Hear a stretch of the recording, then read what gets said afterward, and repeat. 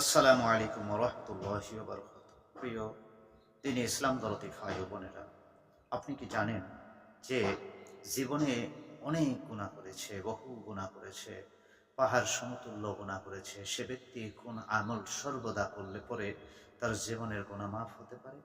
কোন আমল করলে পরে আল্লাহ পাক রব্বুল আলামিন তার পাহাড় সমতুল্য গুনাহ মাফ করে দিবেন?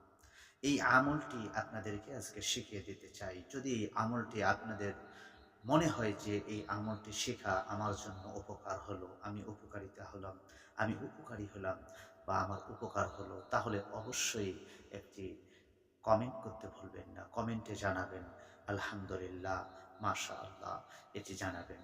ইয়া আফুউ, ইয়া আফুউ, আল্লাহ পাকের এই নামটি যে ব্যক্তি সর্বদা পাঠ করবে, আল্লাহ পাক তার পাহাড় সমতুল্য গুনাহকে মাফ করে দেবেন। তার যত গুনাহ হোক না কেন, যে নিজেকে মনে করে যে আমি বড় গুনাহগার, আমি জীবনে অনেক গুনাহ করেছি, জীবনে বহু গুনাহ করেছি, বহু রকমের গুনাহ করেছি, অন্যায় করেছি, সে ব্যক্তিদের জন্য, সে ভাইদের জন্য, সে বোনদের জন্য এই দোয়াটি ইয়া আফু বলবেন, ইনশাআল্লাহ আপনার জীবনের গুনাহ আল্লাহ রাব্বুল আলামিন মাফ